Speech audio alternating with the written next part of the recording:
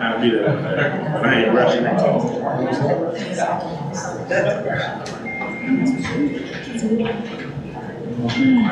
rushing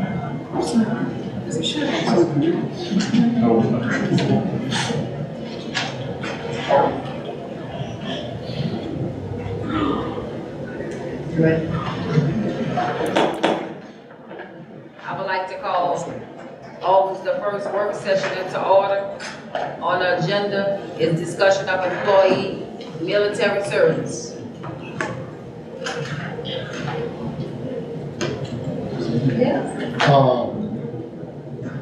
I've talked to the finance department and HR department, and their recommendation is the statement that we have on the administrative scale for military service, that we add that to all scales for the Macomb School District so that all employees and not only administrators will benefit from military service. How many employees would that affect? As of now, based off of the email that I've seen, I've just seen one to reply, but it may be more, Mr. Brown. 7 right now. And I'm still waiting, I'm doing trainings, as I'm doing trainings, I'm mentioning this, so I may get some more emails in, but right now the count's up to 7. Any more questions? I have a question that goes to even the idea of having this put before us. What are other school districts doing? I'm not checking other school districts. I've not reached out to other school districts. Ms. Burchell, I have not. I've not reached out to other school districts. What does the Department of Education, what does it say in terms of the pay scale that we have? Because isn't it based upon what MDE allocates for teachers? No, ma'am. And so we don't know what other school districts are doing. Well, Attorney Day is coming, through her research with, PERS, they allot, 4 years for a 10-year service across the board. Our district, and even, and when Attorney Day, maybe we need to, put this on hold until she's here to answer more legal questions about this. Because it's done for them across the board, no matter if you're administrator, teacher, cafeteria worker, across the board. Is that correct? It is, whenever you fill out, from my experience of employees that are retiring, you have to turn in your form from your military experience when you turn in your PERS form. The DD-14, that has to be turned in with that documentation for retirement. So I don't know the full ins and outs of how PERS calculates that, but as Ms. Dillon was saying, it does go across the board for whatever position you have and you have military experience for PERS. So what we need to do is, for clarity's sake, is because in the policy, it really is directed toward teaching experience. And I think, I don't know where the policy comes from. Let me first established on the pay scale where it says about the 10 years, up to 10 years. So that's something that we would have to really make certain that it is very clear of what we can and what we can't do. And then those persons who are non-classified, how will that be addressed? And we have to make sure that it is, once we find out how it's to be addressed, we have to make sure that it's clearly communicated so that it will be understood and comprehended from the standpoint of payroll concerns. So what I'm saying is, according to what we have in place now, of what policy, GAR, is stating it's focused on the number of years of teaching experience, and then it also reflects to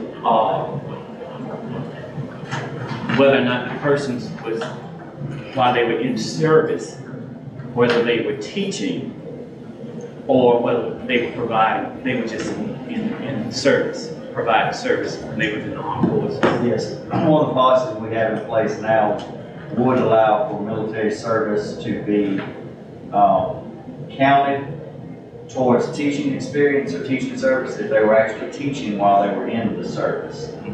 But it's my understanding we're wanting more research on putting it across the board for everyone who had service, regardless of if they were teaching while in the service. Right. Okay. Right. So, and then when I spoke with a couple, I've already spoken to a couple of officials at the other school districts, a couple of other school districts, as well as PERS. I spoke with someone in PERS regarding this, and I think we're on the right track to make sure of that, and then that way it will align with everything that's required as far as the pay scale is concerned.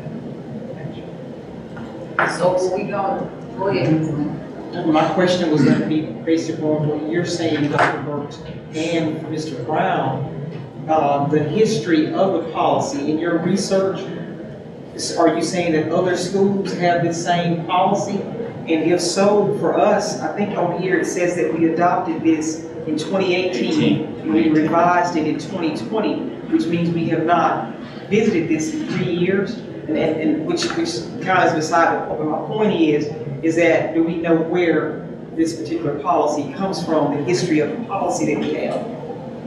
And if you ask other schools, are we saying that they have this policy, or? They have a policy, a military service policy.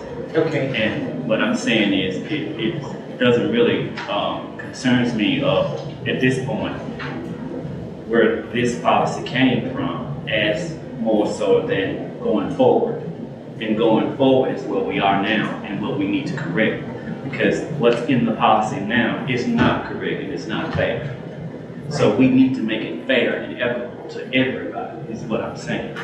So we are at that point where we need to put it on hold until we speak with Attorney Date and develop our policy, because that's our responsibility as board members, is to make sure these policies are current. Ms. Bessie, Ms. Merle, Ms. Bates. And I agree that we need to wait and see what she says. So we can revisit this when Attorney Day arrives. So next, we can go to our agenda, August the 8th agenda. First, we'll have call to order Macomb School District vision and mission statements, 30 seconds of silence, adoption of minutes, review of minutes. Any questions or concerns about the review of minutes?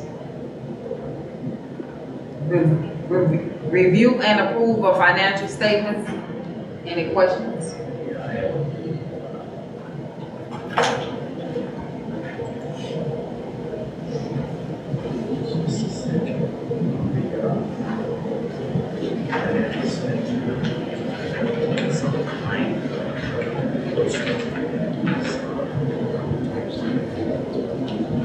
We ain't on the plane. I think it's on. Last year.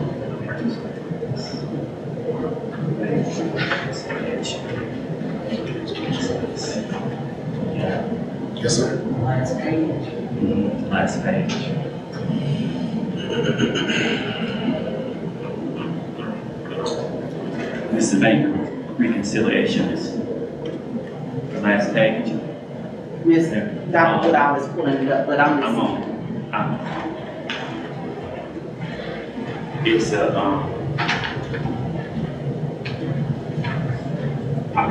okay, where I have a circle, there's quite a bit of checks that are outstanding for clearing. Are those? Can you just give us an insight on what? So, when you're looking at the payroll, that's our old July. When I say old July, that's the last check of the 22-23 fiscal school year. So that's in this? So that's in this amount for the payroll. Okay. The AP clearing, of course, those are checks that are still outstanding that haven't cleared, but that is also part of our timing that we have where we're closing one fiscal year, opening up a new fiscal year. So those checks are still outstanding, waiting to be cleared from the bank. So where we're looking at this, and again, this is gonna continue, this is gonna change up until I finalize my books and close out for the fiscal year of 22-23. Okay. Before you see a final.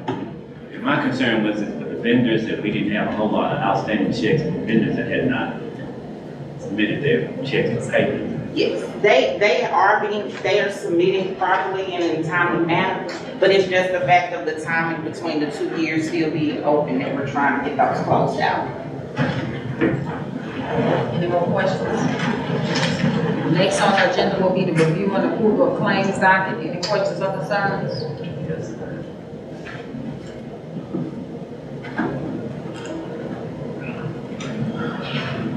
I have a question, but I think my question, I need to wait for the attorney. The question that I have about the claims docket. Well, part of the claims docket, we're gonna have to move into executive session because it's about litigation. So we're gonna go into executive session, we're gonna discuss a Okay, portion of that. okay, And is that your question? that is. No. Okay. Because I know it's part of that, Okay. it's on that, okay. I just need to, just for clarity, this is just for clarification. Okay, what do we use, class link for? Ms. Jarvis. Class links. Is that the technology? Yes. Okay, I got you. Class, I single got sign-on? Yes. I got you. Okay. And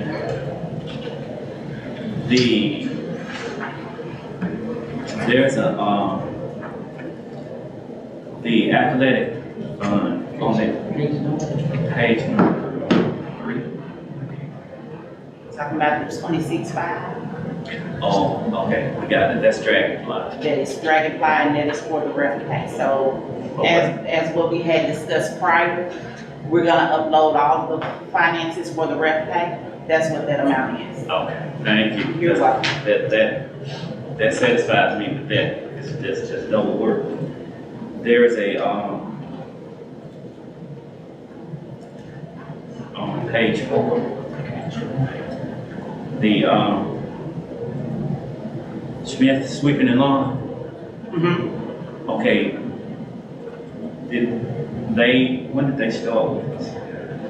They have been here since I've been here. In They these have? 2 years, they've been here prior to me coming. So we're just renewing their, We're just renewing their contract, and the payment that you see is the work that was done before June. all right. I thought that was, I thought we was changing. That's the applicant reasons, Right. that's it. Next will be the report and presentation of business of the superintendent.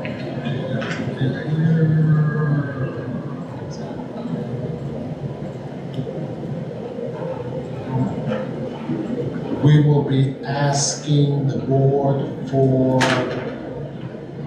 approval of consent agenda items 1 through 4. Any questions, concerns?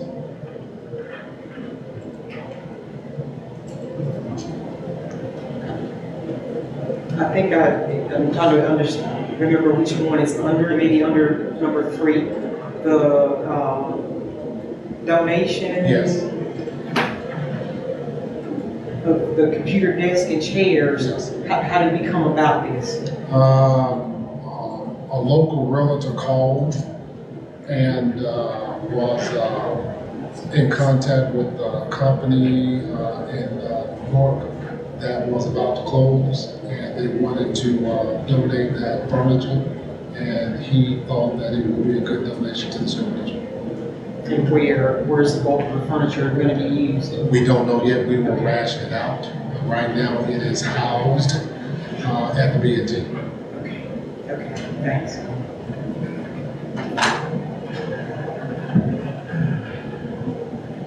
Okay, regular agenda, we'll be asking the board for approval of agreement, Aspire Rehab Group LLC. Questions, concerns? Question, Dr. Woodall? this is for the sped department, right? Yes, it is. Okay,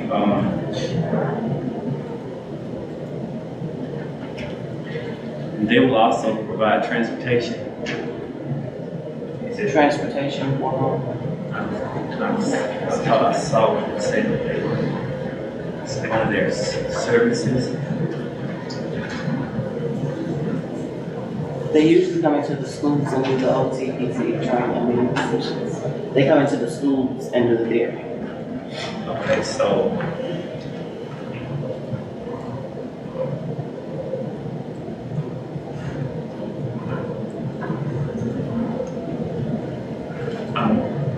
What I'm concerned with is I saw where they,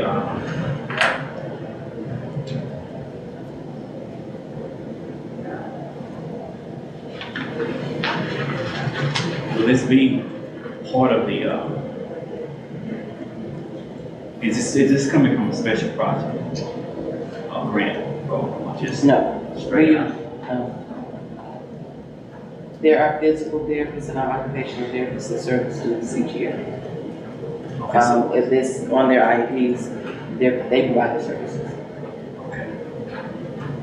okay.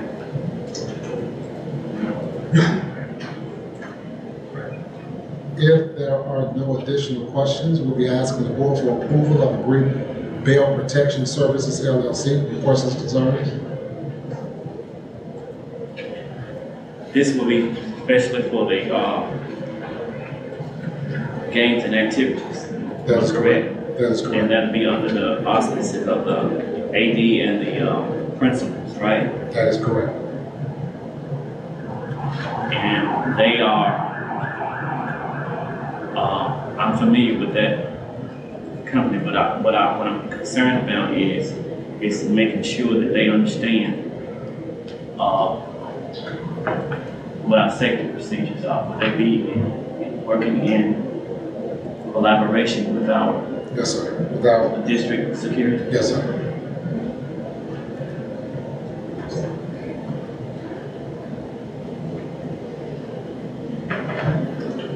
If there are no additional questions, we'll be asking the board for approval of agreement, Dynamic Communication LLC. Questions, concerns? Okay, the dynamic is being paid from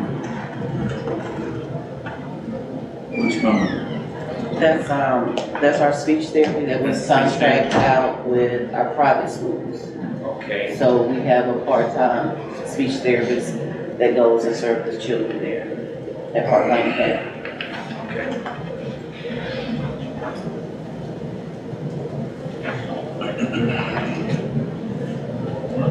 Next item, we'll be asking the board for approval of agreement, the Flippin Group LLC, DBA Capturing Kids' Hearts. Questions, concerns? Well, Mr. Lamb? that particular situation, I'm concerned with. I see something. Well, maybe I'm seeing or I'm not seeing, but I do know that that particular situation. Can you give me some clarity on? I see the breakdown on their services, but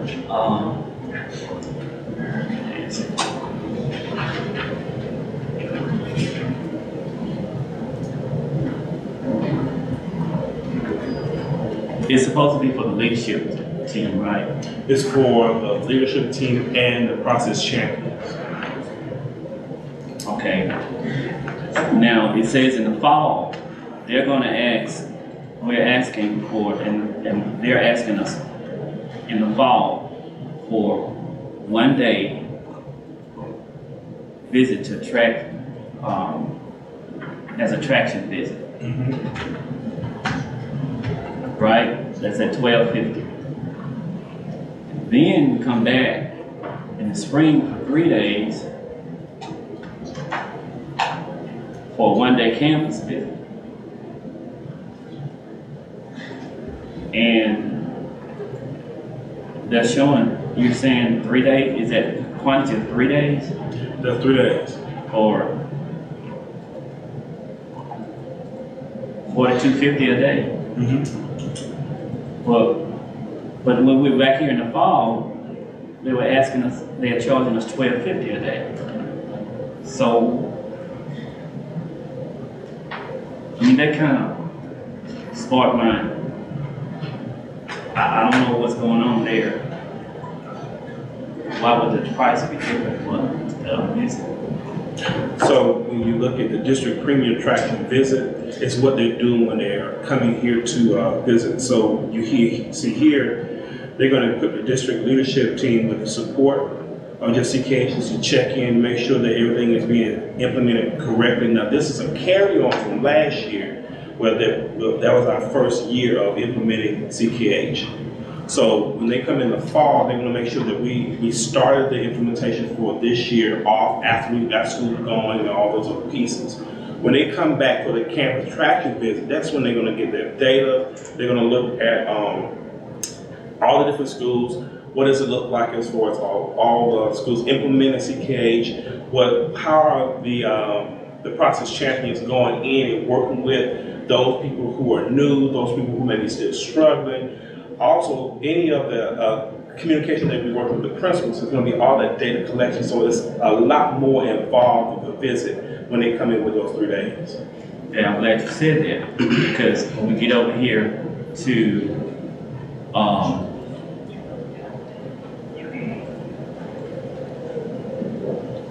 when we get to the full day trainings, I thought that they would be also using those days to collect the data and to do their processions. From what I've read in the program. And they are asking 3 days to do, and to be determined, actually 3 days, and then it's at $67.50 a day. Because if you look at the campus traction visit, the one with the 3 in the spring, it's the one-on-one sessions with campus administrators and process champions. When you go to the Hearts of Recharge, they're actually looking at 60 participants, and they're training 60 of our folks, those who may need support, but also those who are going into the next year. So that's what it's 4 day training sessions. And you see at the bottom it says prerequisite capture kids' hearts, 1 training. At least 80% of the participants have attended capture kids' hearts 1 training. So it's that next level, because there's another level 2. It's okay with then the last one, the campus premium, where they're asking for 6 days at $4,000 or as 1 training. I'm just seeing, I'm trying to vision why some of this cannot be consolidated in these, but in the presence while they're here. Because the way that they're charging, the way that it's being broken down, maybe I'm missing something.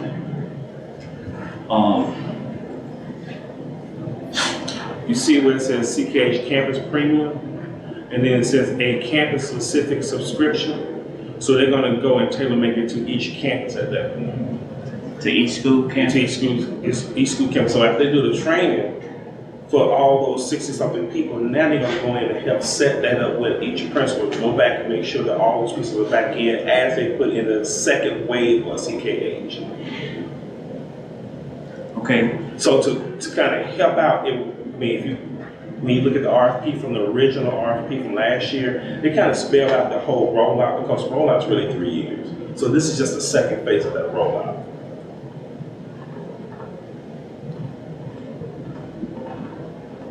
so is this the first year that we're implementing this?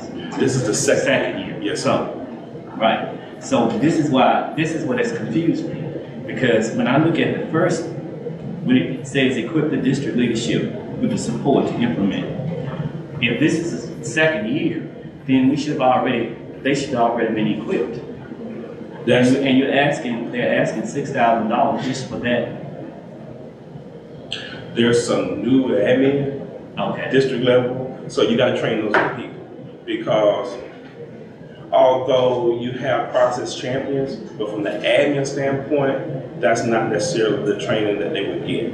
So you wanna make sure those pieces are aligned to the overall vision.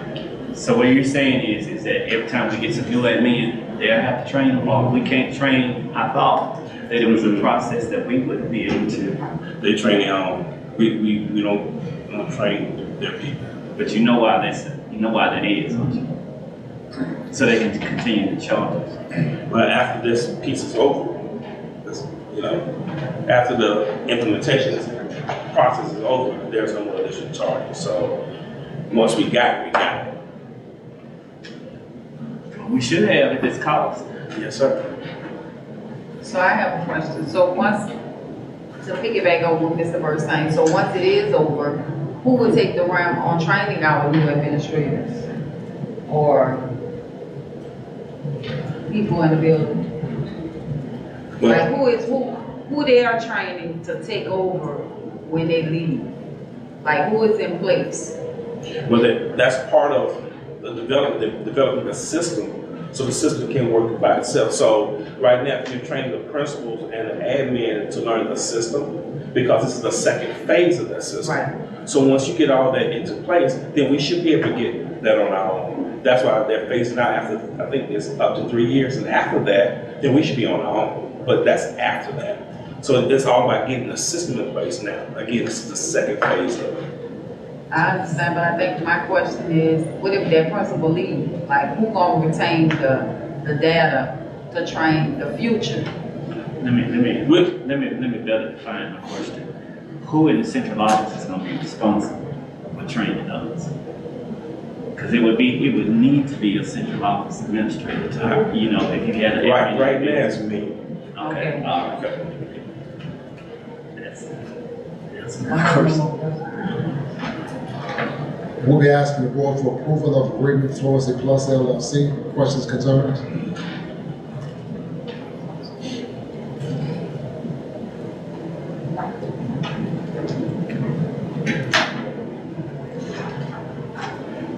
We'll be asking the board for approval of agreement Holyfield Flooring and Trim LLC. Questions, concerns?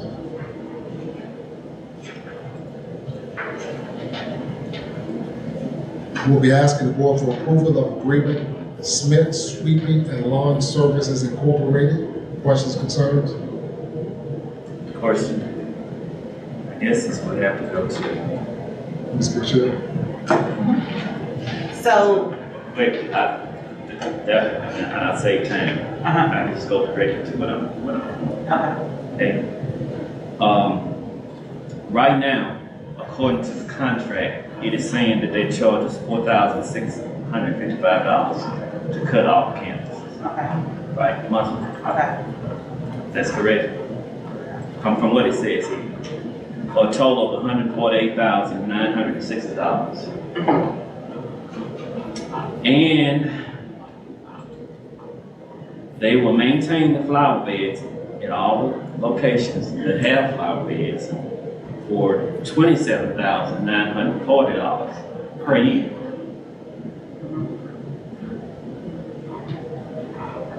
And the total cost of those services would come to bring it to $176,900 annually. Okay? Now, my question is this. It says in the contract that there will be no oral changes will be allowed or made. So if you have an issue, change something. Nothing can be changed. The leaf removal will be performed at least 32 times a year. Okay? Now, my question is this. It says it will include a separate line item on the invoice titled fuel surcharge for any fuel cost that exceeds $3 per gallon. So, gas is what? $3.29 now? It depends on where you Depends on go. where you go. So in other words, what I understand, correct me if I'm wrong, if in addition to the previous costs that I indicated, if there's a charge that gas is over $3, then they're gonna give you a separate invoice for that. That's what I'm understanding from that as well, from what you read. Is what I read?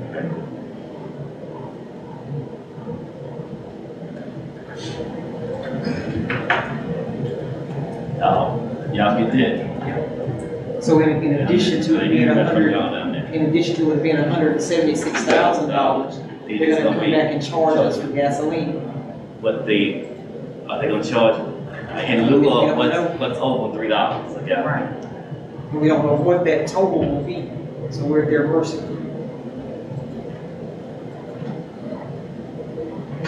There is an amount in this contract, right? You did. Yes, it's on page, Let's get it to people see it that way. it's on page 4. If you highlight the contract, it's on page 4 at the bottom.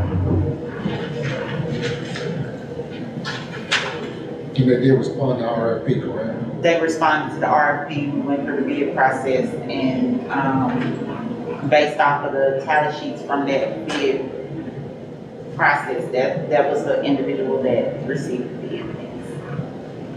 I mean, I get the thing. That's something that's catching me is that to me, you got the service, you got the contract, but As far as the gas. the school district, we don't control Gas price. gas the cost prices. of It's like business. when you go pull up to the tank, you don't control that. You just gotta decide whether you're gonna buy groceries or you're gonna buy gas. I'm trying to think. On this particular contract on page 4, can that be requested to be removed out? The fuel charge extra?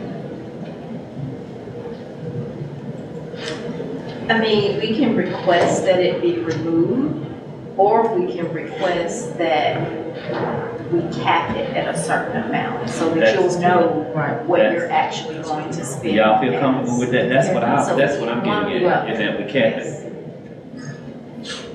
I So think that it's would be up to the fair. board. I do know that's the business, and I know that's at their livelihood, but I think it would be fair if they would cap it at a certain point. Because we don't have any control of the economy.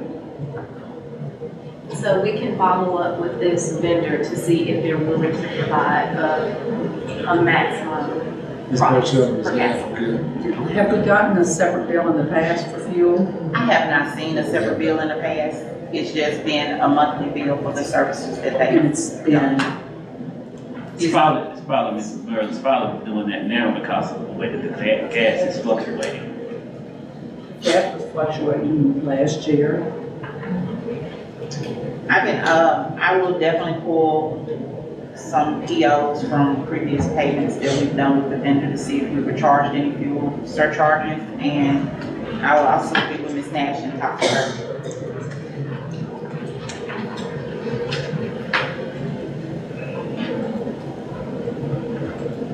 Because it's saying that the contract is through 2026, so, We're locking in for 3 years. but if gas went up to $6 or $7 a gallon, that could really, That's why I'm bringing it to our attention. So That's like- when we get here in 2026, if I'm here or not, I won't be sitting here looking like years wondering why. Because it's gonna, it could happen. That's why you may want to cap it at, I don't know, $10,000 for the duration of the contract. I don't know what would be. The only thing is that if he hasn't ever charged us for it, or we've drawn attention to that in the contract, and is he gonna start doing it every month? We can look at previous contract. Yeah, see if it was in the contract from before. And there was one part of this that I saw with one of his different vehicles. No, I can't find it. Yeah, that's on, page 3, I believe.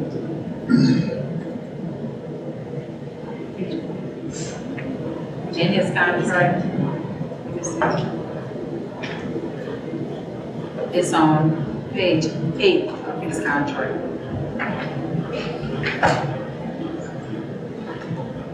That's the equipment that he's using in order to maintain the grounds.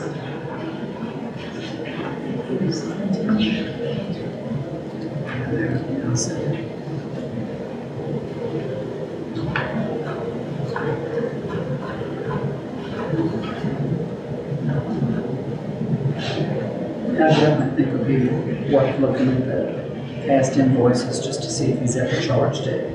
Okay.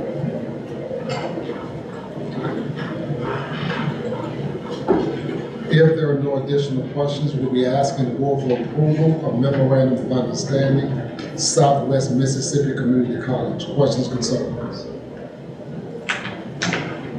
That's all the dual enrollment, right? No. Mr. Biggs, no, that's not all of it. This is Mr. Biggs. This year, we went to Southwest for an MOU that covered dual credit, dual enrollment, and what they call middle college. Southwest removed all the language for the dual credit and dual enrollment. They're going to issue a separate letter to the school districts that they serve that will cover those two portions. This MOU specifically is for the middle college and will just cover that one aspect of what we're doing next year. Which is, Europe, Mississippi, we're in a partnership right now with. They pay a certain amount per year for our students when they go to college. Europe, Mississippi has offered to pay for a limited number of students to go to Southwest this school term free of charge. so it's still going to gear up. Yes, still going through Gear Up. They actually, Gear Up and Southwest have an individual contract. This MOU is just that bridge that ties Macomb into it. Yes, sir. No additional questions, we'll be asking the board for approval of 16th section land forest stewardship management plan and agreement. Questions, concerns?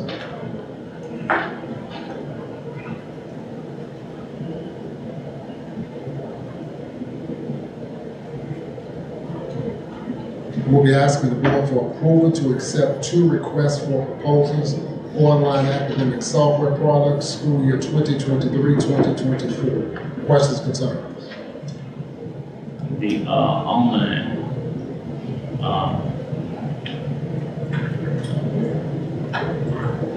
the service center, which set of scholars are servicing that program? I can't hear you. Which set of scholars are we, will it be servicing? Which set of scholars Will it be? will we be servicing? But it's gonna be throughout the whole district. And we're looking at grades 3 and above, which is the reason why we're considering grade results. Grade results actually won the RFP.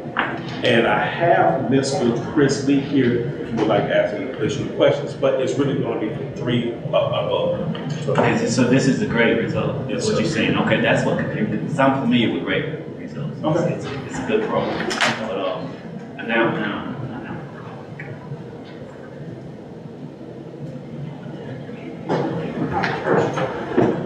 Any? But he likes to see. We will be using the grade results as for the alternative. We'll be using it for the alternative school program and for our Yes. great program, the overage program we have at the alternative. Which we also consider that as a credit recovery, Yes. used for the credit recovery. So all those components, yes, sir. Yeah, I'm familiar with it. It's very good if it's implemented correctly.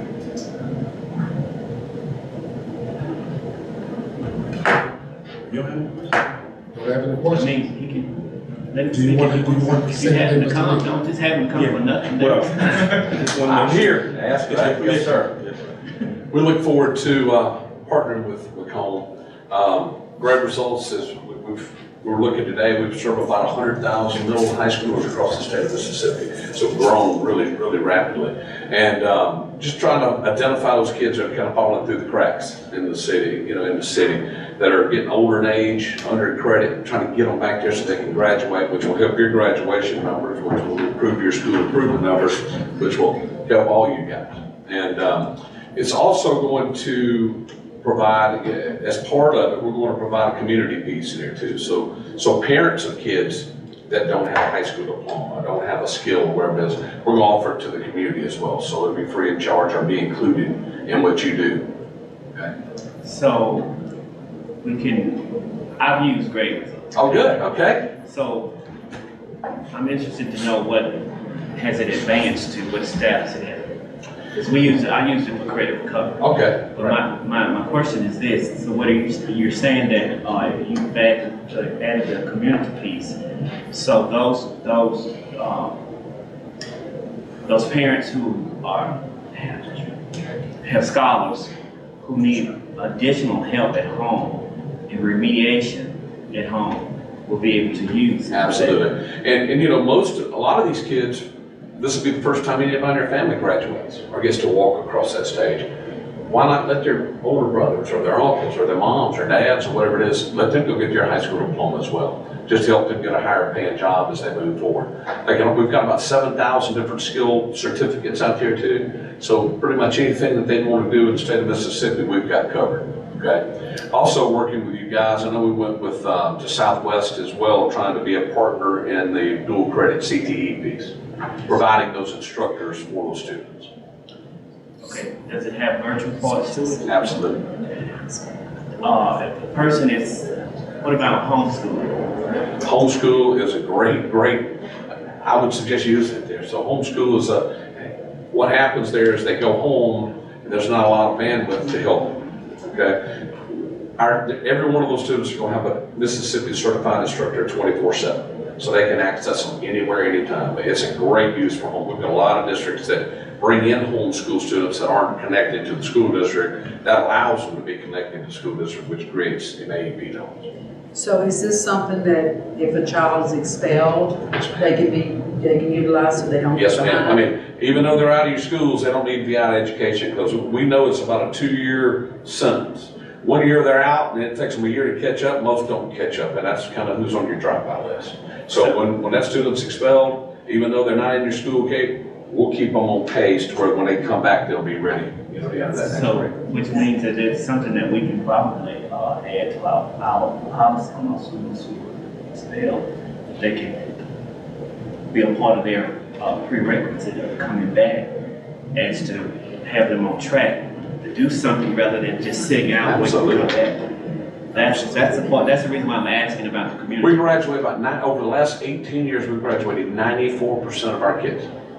And our kids are those that you're talking about. That's good numbers. It's good number, I yeah. have a question. Yes, ma'am. So the ones that, what if they don't have Wi-Fi or connected at Right. home? We have what we call our just-in-time, okay? So that student can download enough information so if they go by online, if they go by a school, a library, McDonald's, wherever it is, they can download it for a week's enough work, Right. come back, and it goes back to us. Okay. And pretty much, it operates like a phone would, okay? So if they've got access on their cell phone or whatever it is, they got access to it. Okay. Okay, now the district piece, district administration, the assessments and of course the data and what have you will automatically come to the district where district administrators will have access for Oh, as absolutely. well for reporting purposes. Your administration will have administrative rights, your teachers would have their class right, your principal would have their school rights. Everybody kind of has their own set of rights that they do. But absolutely, that assessment piece is critical. for that growth. Does it develop, have you all advanced to the point where it developed its own transcript, academic transcript for the student? It will depend, so the transcript, we have private schools outside the country, outside the state, outside, you know, in different states. So if a kid takes different courses with us, yes, we're accredited schools, so we can bring those transcripts back, our grade level or whatever that is, back to Macomb City Schools. Absolutely.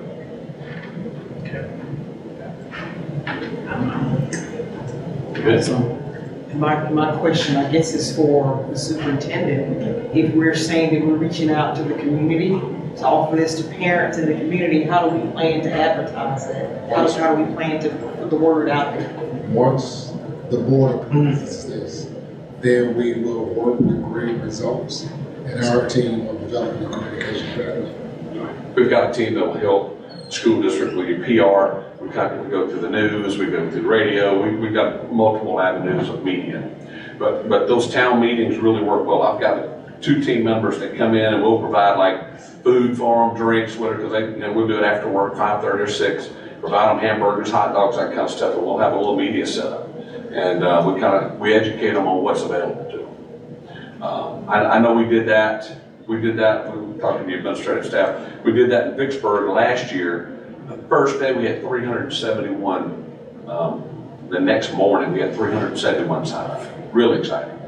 So with the 371, how many actually stuck with the program? Well, right now I'm asking that, Yeah. wondering, because you're gonna wanna keep track of all who initially show up, and who follows up with people who, for whatever reason, if they moved away or whatever, Sure. they don't continue the program. Right, we have over 1,250 in there. That's what I'm looking yesterday. I think it was yesterday. We had about 1,250 total in it. We had about 90 new graduates this past semester that are, most of them were from 24 to 30-year-olds that didn't have any credits. I mean, they have 0 credits. So we had a lot of new graduates that are going to hit, that community. We had 4 or 5 that graduated with their kids. Really, really neat. And that is a really, really neat thing when you can get them both learning. Turns that generational thing around. My question also, my last question is this, which is very important. In order for it to be successful, there has to be effective implementation and training. So, where do you stand on that? I read. Sure. I know that it's you have coaching for teachers. Yeah, you won't see it. You won't see a time in there. It's unlimited. Okay, we're gonna make sure we come enough to where you folks are using it. We're a hire yourself, fire yourself company. We do 1-year contract. Okay, and in this business, we spend an awful lot of money in year 1 to get you to year 2. Okay, we have a 100% renewal rate. All right, so the training if your folks aren't using it, you're not going to renew it. Okay, so my team is here if it's administrative training, if it's at the teacher level training, if it's in the classroom training, absolutely, they get it. It's unlimited. And that's in person, that's videos, they've got constant contact with my trainers 24/7. Yeah, my reason for asking, because No, it's critical. Yeah, because I know it's very critical, because when I was implemented, that was one of the main things that I had to, you had to spend time with teacher buy-in, because, quite naturally, teachers are gonna say, this is something else that I've got to learn how to do, but the end result is rewarding. But you got to get to that point. So we try to take it off their hands. We try to take. Most of these teachers today, it's a fire drill every day. It's got 12 hats and they move every day. We try to remove some of those hats and say, let us help you with these students. Also, when you're using it in an alternative ed situation, that's a different teaching environment. Every kid has to be individualized, and it's so hard to send 20 over to your alternative school and have one teacher go, hey, teach those 20. It can't happen like that. So it is so critical these alternative schools using this, because it's one-on-one instruction. Because you might have 5 16-year-olds in there, and you might have one reading of 2nd grade, 5th grade, and 8th grade. there's no way you can teach them at the same level. So them getting their own individualized subject area expert at that level is critical. I can tell you, you know what you're talking about, you've been in there. I would also use it for in-school suspension. Yeah. Rather than having kids just go there and just be there for somebody to babysit them, that teachers, give their grade levels and it. That's right. Very good, very good. The data that's received, how will it be reported to the school district? Your school district personnel will have 24/7 access to that, so it's real time. So it's every day we sync your Clever that you've got already set up in the system, so every day you can look at any section of kids, you can look at a kid, you can look at a class of kids, you can look at how a teacher's doing. It's up to however you want to pull up. I mean, there's hundreds of different reports. And what we do in our implementation is y'all kind of tell us 7 or 8 that you really like, and that's the ones we hone in. We kind of atomize it. Okay, so how will it be reported to the school board? How often? We'll report it just like we report quarterly data. It will be part of our quarterly data reports that we report at the end of every day. One last question, I promise. Resources. Are there any resources that will come along with programs such as, I know one of our main things is going to be ELA and MAG. We would have any type of resources that the district that will come along with the When you say programs. resource, you're talking about laptops? No. Okay. I'm speaking in terms of maybe Material. teacher handbooks, All that's workbooks, all that's online. So they will print it off and do as much as they want to do. So they can, we have something, we've got the Department of Juvenile Justice, so a lot of them can't take a laptop anywhere they can print off their work, and they actually go print off whatever they want to do. Teachers can print off lesson plans, and it's all in there for them. Yeah, so that's the thing, that they don't have to do lesson They don't have to planning, do it's already anything, it's done. done. But are we still aligned with the standards from MDE? Absolutely, 100%. That's very important. Absolutely. Is there an ACT component? You got ACT prep, you get work keys, you get all that in there with it. All right, and will the community that community module be accessible They're to gonna have ACT? everything that you get. That would help me tremendously. Absolutely. Save a lot of people a lot of money. You get some kids more chances at scholarships too, in higher school. Well, I mean, doing ACT workshops, this would help. And I can refer to parents to say, Sure. take your students there. Every kid will have their own codes. They use it at home, school, whatever it is, so that parent will have it too. It's got to be, for that reason, the city of Macomb needs to be made aware that they can help us with publicity, because it's going to better the entire city. Well, thank you, Mr. Lee. Thank you. You're welcome. Thank y'all. Yes, in the implementation, it's kind of start the process, get it out. We'll be asking the board for approval to accept fiscal year 2024 MCOPS grant awards for school year 2023-24. Questions, concerns? The award is being used where?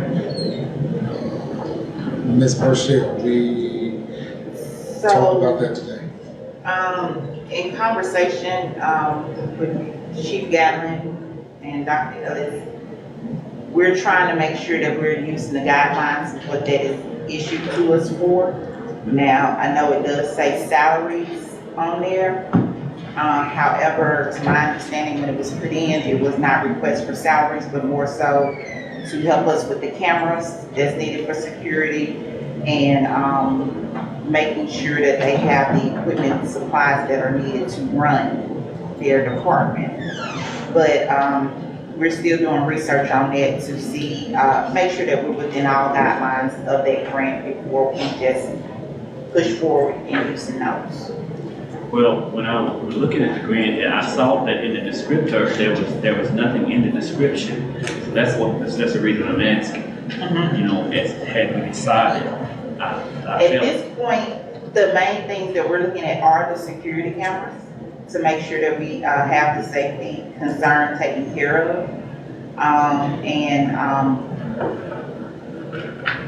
Again, just the supplies to better run their department. Since I just saw that description, and it was left blank, and I figured that it was left blank for a reason. But before we submit the approval. Yes, we are still doing the research to make sure we're detailed with what we gotta do. So I have a question. So with the cameras, Dr. Ellis, if it's gonna, because it's 50,000, if it's money left over, will we close in some of the gaps that we have, like on the track? No, Okay, that money's strictly for security purposes. that's what I'm saying. To go on where the guy had, we had an issue with security on the track because gates and stuff was open, so we are not That gonna wouldn't- use it That wouldn't be in that. qualified. Yes. That's what We I'm, qualify for that. okay. According to the stipulation of the grant that I read, we qualify. We're asking the board for approval to solicit bids, sale of salvage school equipment, constructions, questions, concerns. We'll be asking the board for approval to accept bid, network switch refresh, questions, concerns.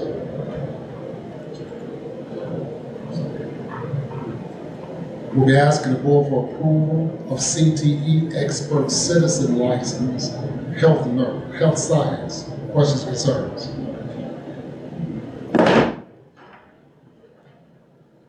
We'll be asking the board for approval of admission fee for basketball tournaments, questions, concerns. I have a question. Yes, ma'am. So we increased the fee for $10 to $10.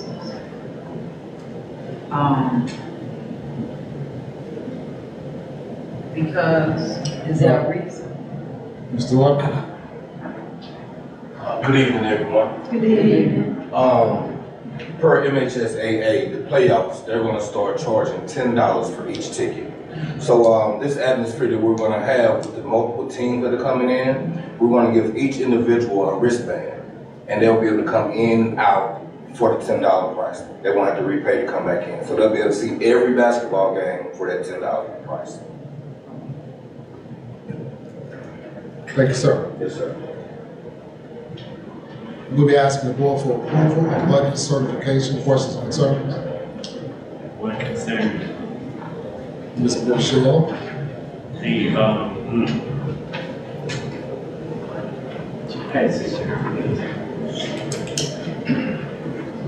that figure, was that the figure that came from the city or? So this is our debt services payment. We can ask for our 3 meal payment, and that's what this amount is.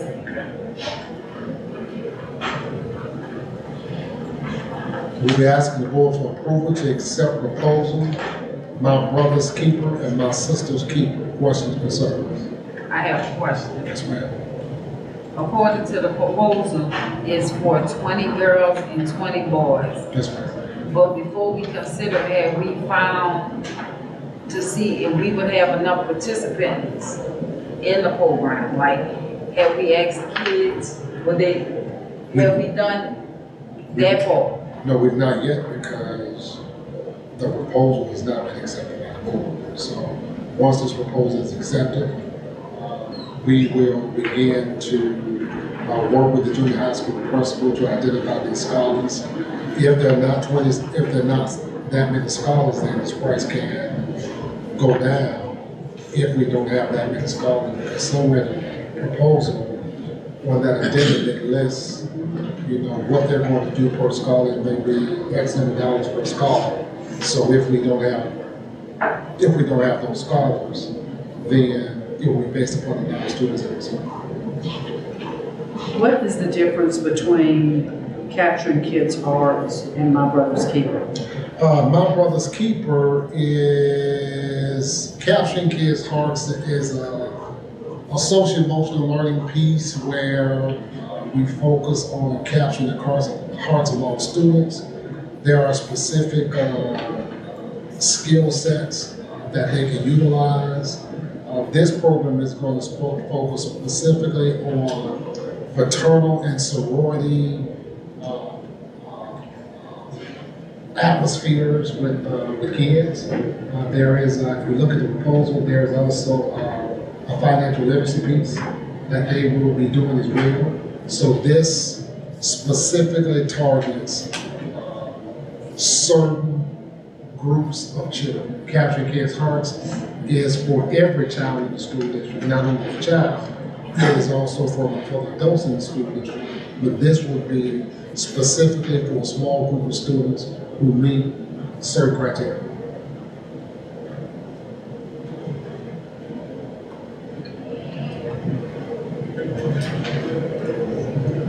So it's 20 males and 20 females? Yes.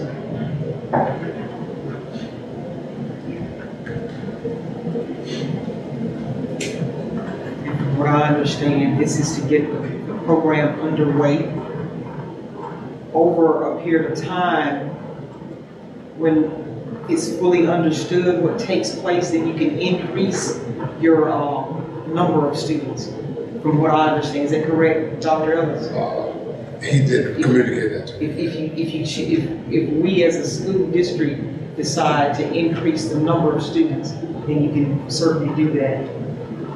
My question, and this is my understanding, and I can be corrected if possible, if necessary, will this be something that the community will help us with?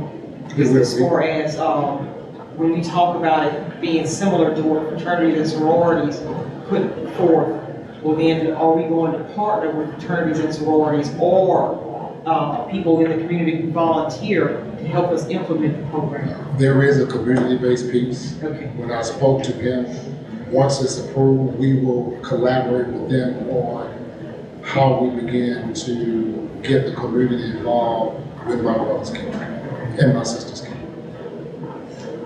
Go ahead.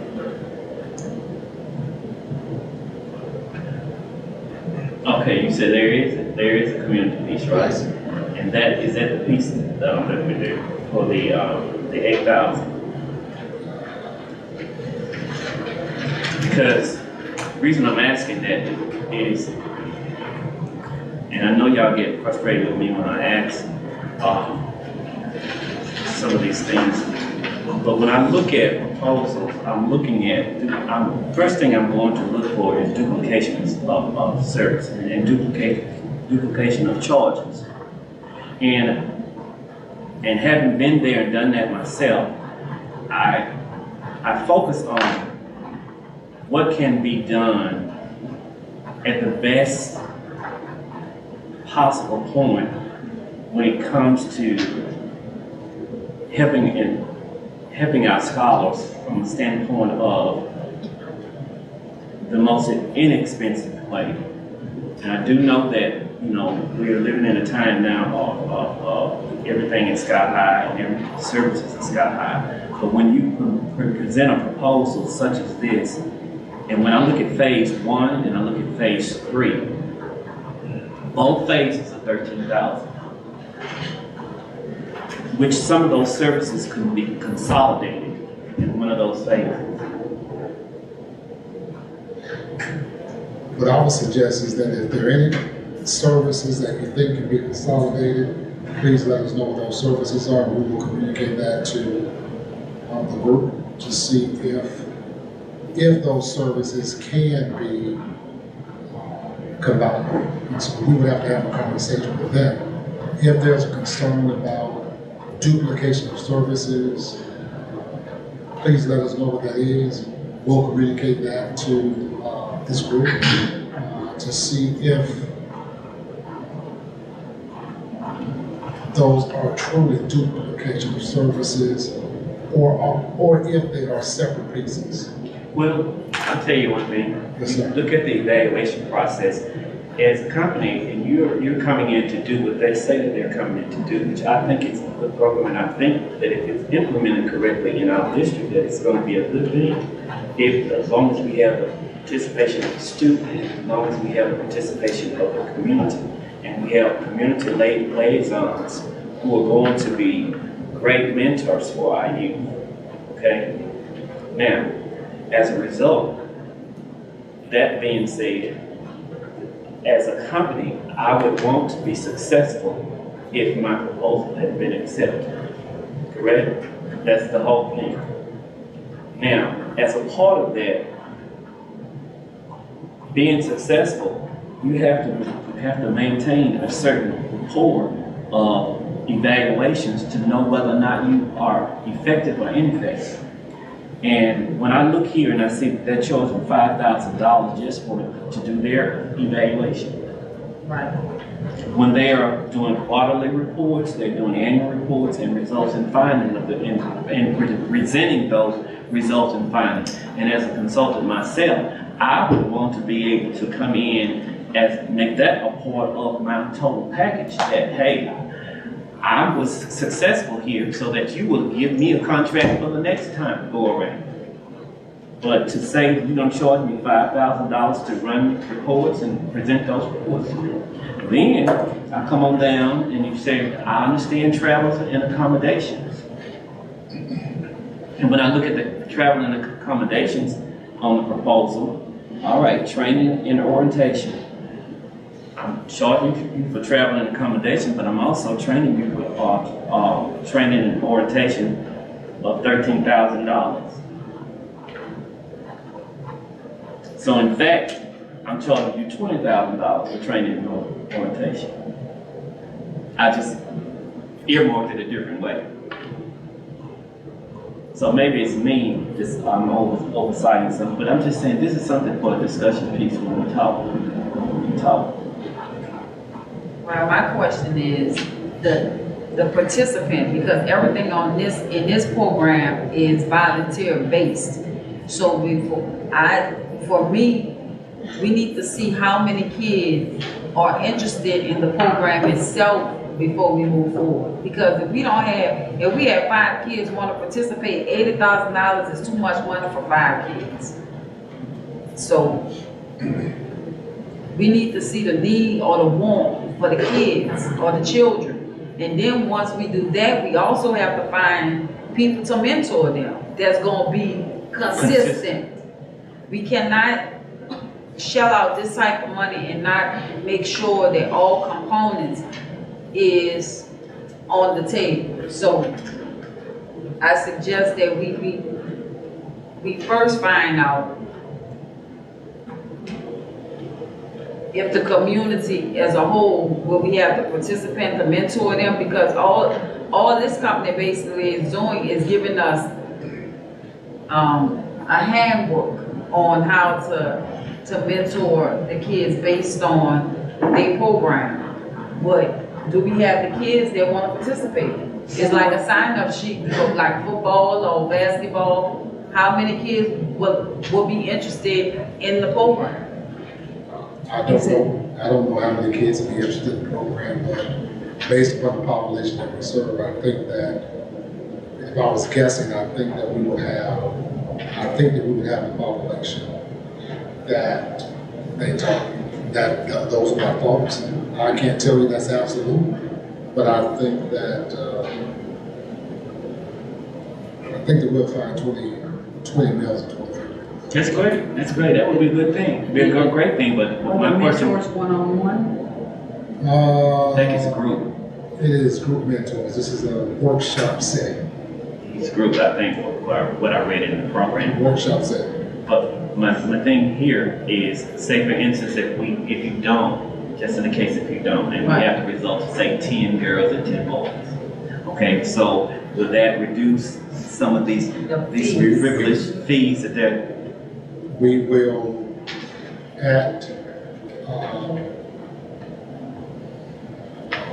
for instance, on the last page of the proposal, there's a budget cost for phase 2, $250 per student at 40 boys and girls. So definitely for that phase, it will be based upon the number of students who participate. But if I remember correctly from the presentation at the retreat, minimum, we have to have 20 kids. So I think for me, and it's just me, we need to see how many kids first will be willing to participate. And second, how many volunteers, because again, we gotta have people in the community that will volunteer, that will pass all, or check all the boxes, background checks or whatever, to mentor these kids, because it is a community base. So it's two parts that I think we skipping before we get to this, because. And it is a 9-month program. Right. And then they're asking for $1,000 a month just to have a virtual session. Yes. Let me, this is a program that my familiarity with it comes from the Council of Urban Boards of Education Conference that I attended in 2019. Everything has a starting place, just as we want to compare this to capturing kids' hearts. And we've been implementing this, I think, over a 3-year period. We just heard that earlier. Everything has to have a starting place. This has to have a starting place. From what I've experienced in my sorority, years ago, we had a national president that reached out to each chapter, wanted us to implement Delta Gems. Growing and Empowered Myself Successfully is for girls. Embody is for boys. A part of what we look at when we implement any program is putting it out there for students to be a part of it. I'm confident that we're going to have students that will have to turn away children who want to be a part of this program. It builds on itself, which means that when it's put out there this year, next year, with our capacity, that's a word we use all the time, we're going to be able to have more students be a part of it, because what they're coming in and doing is helping us to get it implemented, get it underway. And that's what it has to be understood, is that there has to be a starting place, and we build on that point where we're starting. And that's how this has to be viewed, in that it's an outstanding program. I think back on the topic of the sorority, when we began the program, in I'm not sure what year, several years ago, we began Delta Gems. It had to have a starting place, and right now we're still doing that same program. And it's one where, in my research in 2019, I began to do what we're saying, talking to people in the community. And we know in Mr. Lampkin's fraternity that there's people who are willing to come in and help us. And it's a partner. That's kind of why you want the community to implement the program, because it's a partnership. Where, like in Delta Gems, in my sorority, and in Embody, a part of what you're doing is making sure that everything is facilitated. It's a matter of having things facilitated by people who understand the ins and outs of what our children are in need of in their social emotional growth. And that's kind of what we're doing here. I mean, it's like we're trying to put the cart before the horse, even in terms of wondering and biting our nails, wondering whether we're going to have enough students. We're going to have more than enough students. And it's a matter of understanding when we come back next year, which I think that's why we've chosen, and I'm not sure, the cohort of junior high school students. So when these students go to the high school, they're influencing and have it where there's a better learning environment because of what they learned at the junior high level. And it's a matter of understanding that everything has to have a starting place. And that's where we are with this, trying to get it started since 2019.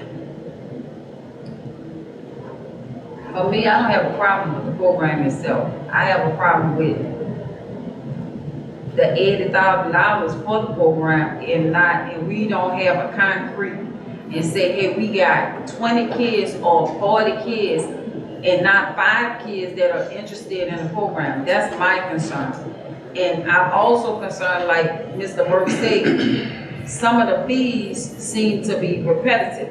But again, if it's a program and 50 kids gonna show up at the gate, we got how many kids out there? In the district? Yes. Probably about 2,300. 2,300 kids. They asking for 40 kids. So it shouldn't be a concern asking who will be willing to participate and see what the sign up saying. Then if we have more that we might have to turn away, that'll be a difference, but that's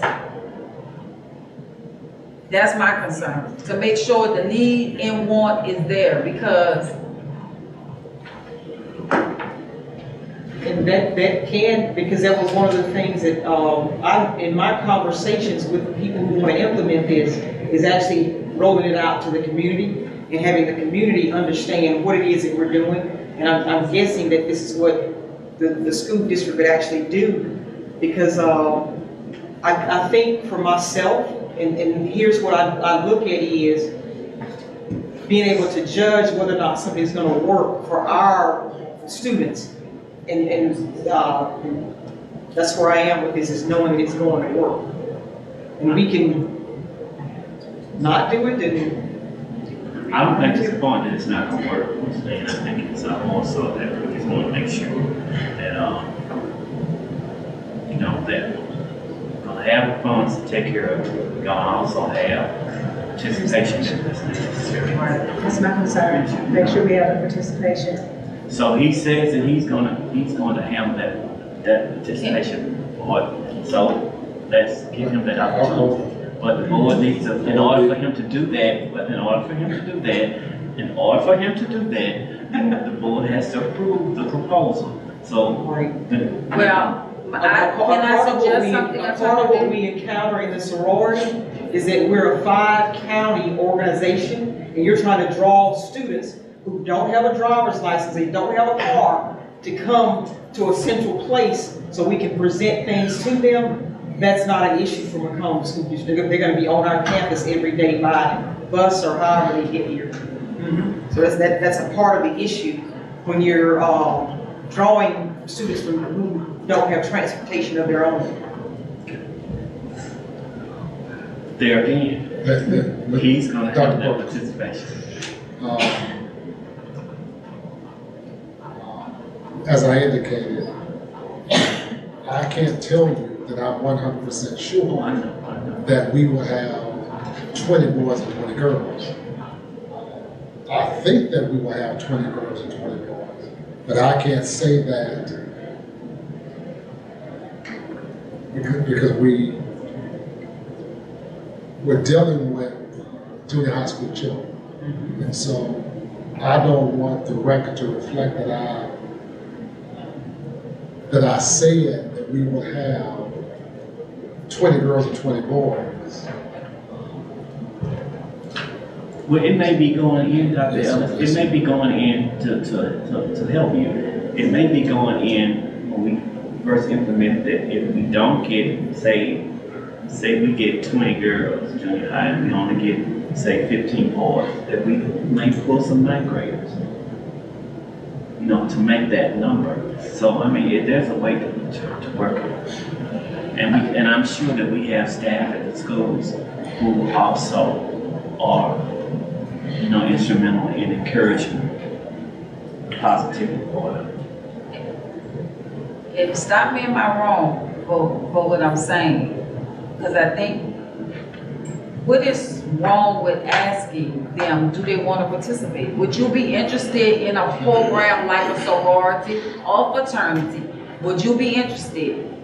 Sign up, like they do track, put a list on basketball, participate, and see ahead of time. And that's not putting up the cart before the horse. That's actually saying, hey, we got kids where we can validate spending this type of money that is actually interested before we do this part, to make sure that we have the kids that want to participate. I mean, it's just, to me, that's the most simplest, fair way to do it. If we have 50 kids show up, that means we know next year we have to increase the budget for more kids. If we have 40 kids show up. And I guess my concern was several. One, what if 25 show up? Who's going to decide who the 5 that don't get to participate are? The other thing is, what type of commitment do the students and the mentors have to? I mean, do they sign a contract saying that they're going to stick with it? I mean, what if we spend this money and after 6 weeks, nobody's participating? Or 3 people are? I mean, is there a, You know, it's something like, and you just sparked a light on in my head. Something like, and I know with federal programs, a lot of times this used to really irritate people. We do after school training, after school remediation, and you have all these kids that sometimes sign up, and they know that they're behind, especially when testing getting ready to come up. And you spent this money to have teachers, to pay teachers to stay over, and then you start, and then before it's out, then you're looking for it. You know, and so, but this kind of program, we can't really do that because we will have lost big time. So, and I'm sure that, back to your question, that I'm sure that in the process of implementation, that there would be some type of commitment that they have to sign on to, some type of waiver that they would have to sign on to. Right now, I think what Ms. Dillon is saying is just, it's something that's very simply done. And I think, if y'all can correct me if I'm wrong, that we're getting ready to start the new school year, right? Right. So this would be a popular time to put an announcement out there and put some effort out there of those kids that we have this new program that we are considering. Right. Make sure that it's understood that we are considering this new program, and it's going to be a good program. And if you're interested, you know, sign up, and then we'll get with you and your parent, Right. you know, to get approved. So I just think that can take care of itself right there. And one more correction is that we're not gonna be spending this amount of money every year. What they're doing is getting it underway in order for us to be able to implement it following school year ourselves. Okay. Yeah. Which is good. So it's not a 3-year phase 15 type of thing. So will we consider doing that first and table this until we can see how many people will participate? And put it on next month, when you can come back and say, If the board wishes, we can also try to have this group to also present to the kids as well, so that they're also hearing firsthand from the organization what this program provides as well. what they charge us? No, well, if we're trying to spark interest, then I don't think, they have a presentation for us. Right. And so what we would ask them to do is that also have a presentation for the scholars to see if this is something that they would love to do. Okay. But that's my suggestion. So like an interest meeting. Right. What you think? I don't agree, but y'all do it like you choose to do it. Dr. Burke? We need to do some type of assessment. So Attorney Day, can we revisit this after? The board decides to do so, yes. That's what We can Ms. make that Campbell, decision today. we gonna revisit this? So I'm removing it from the August, Yes. September, Yes. they have to vote on it. No, we want, well, we Moved it today. I mean, during the work session, that decision can be made. all right. So Now, I think to make sure we're all on the same page, you're saying to wait till school gets started, have a sign-up sheet, have those people come to the presentation Right. that the people do, so that, because I think that's gonna be another step in seeing how serious. It's Yes. easy to sign up, Right. but then when you say, okay, well, you've gotta come, Right. you know, on Tuesday night at 6 with your parents. Right. Or, you know, maybe not force them to, but encourage the parents to come, then see how many people actually show up at that. Yes. Because that's gonna be, to me, the indication as to whether or not they show up for the program. Right. And we need to make it either in person, because it may be a expense if they would come, like they did our Right. retreat Right. video. you're saying that you want somebody to come, not just, I would give them that option, because it's gonna be a cost if they were to come in So person. basically to do the virtual. It shouldn't be. I mean, if they It were should not. coming in person, it's not If charged. they want the proposal, they pay $8,000, they should be able to come sit but at least one if not, maybe person. we could get Well, you a screen and, Right. I mean, instead of just a little screen, if they can't, they won't come, then at least do it on a big screen In the in auditorium. the auditorium where the kids could really see it, like at Denman or somewhere where it's, All right, And, but let me ask this question. Is it not a possible turn day that we can accept the proposal based upon the participation? I disagree. I would not advise you Do that. to approve it contingent on student participation, because I don't think you would have any recourse not to pay the fee or comply with the terms. So no, I would not advise we you. need to This find is out if they're not gonna the charge fee to that come and they do a said in presentation. our training. It's not the original fee, because the original fee was only for bowlers.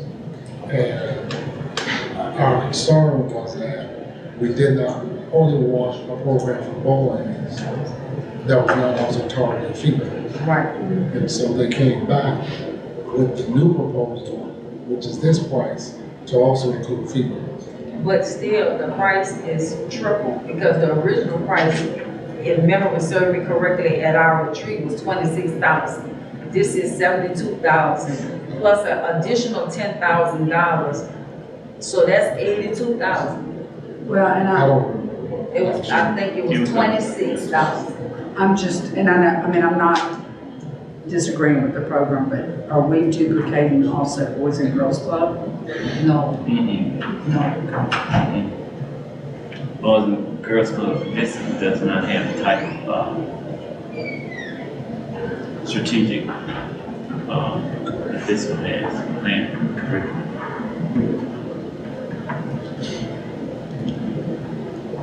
And that's another thing we need to see, how come the fees have tripled since the retreat?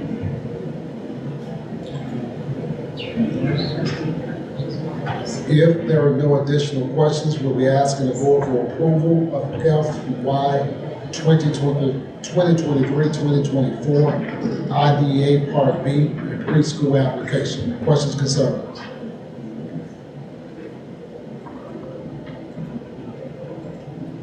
If we have no questions and concerns, we'll be asking the board for approval of curriculum changes. Questions, concerns?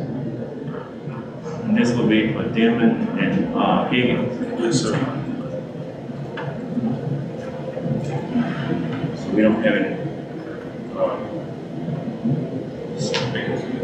high school, we don't have any. We did that last time, okay, I got you.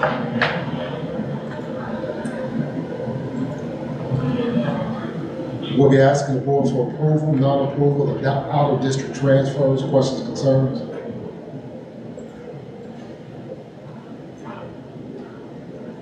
We'll be asking the board for approval of personnel recommendations. Questions, concerns? I have, question for Attorney Day, we need to move that into executive session. So do you just want to move the entire personnel discussion? So that way it won't be.